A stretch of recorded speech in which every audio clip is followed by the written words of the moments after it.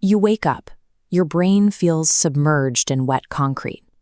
This heavy paralysis defines emotional exhaustion, a core feature of clinical burnout and high-functioning depression. This experience is a recognized clinical phenomenon. The World Health Organization classifies burnout as an occupational syndrome.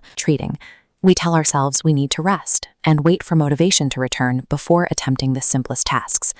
But treating motivation as a prerequisite for action creates a state of permanent paralysis.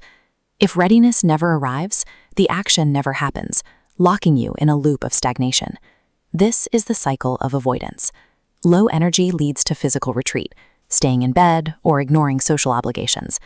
This deliberate inactivity starves the brain of positive reinforcement. By avoiding the world, you remove the rewards required to improve your mood, deepening the exhaustion. This leads to learned helplessness. It is the psychological conviction that your circumstances are uncontrollable and that any effort to change them is wasted energy.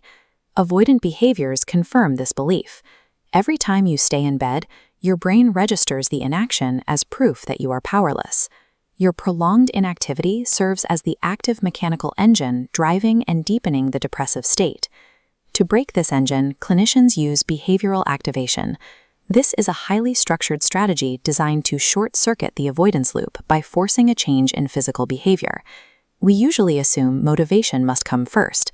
In reality, motivation is a consequence of action. Taking a step creates the momentum that allows the feeling of motivation to follow.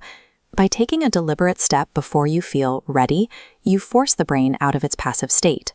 You're acting on the clinical principle that the feeling follows the deed. Manipulating your physical behavior offers the most direct lever for shifting your internal emotional state. However, physical action is only half the battle. Cognitive behavioral therapy provides the tools to address the internal thought patterns that try to sabotage your recovery. Exhaustion distorts your perspective.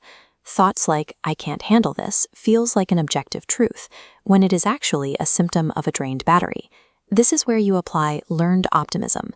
It involves consciously reframing negative events as temporary and specific to a situation, rather than permanent and personal failures. Pairing physical movement with cognitive reframing prevents the brain from overriding your efforts to move forward.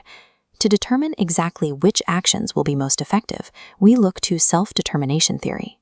This provides a blueprint of the 3 psychological needs required to rebuild a motivated mind.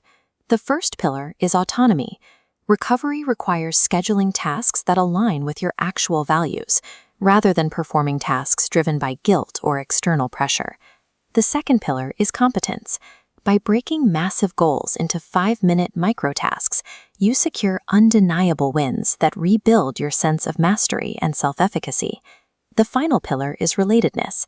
Scheduling even a simple moment of social connection helps shatter the isolation that maintains chronic exhaustion. Systematically targeting these 3 areas provides a foolproof clinical blueprint for exiting the trap of exhaustion. This line graph shows that recovery is a gradual process.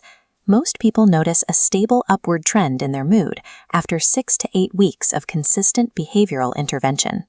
The early phase focuses on reversing immediate symptoms like physical fatigue, while the later phase focuses on building long-term resilience against future stress. This marks the transition from controlled motivation, where you act out of survival, to autonomous motivation, where your energy is sustained by genuine interest and choice. You don't need to feel ready or rested to begin this process.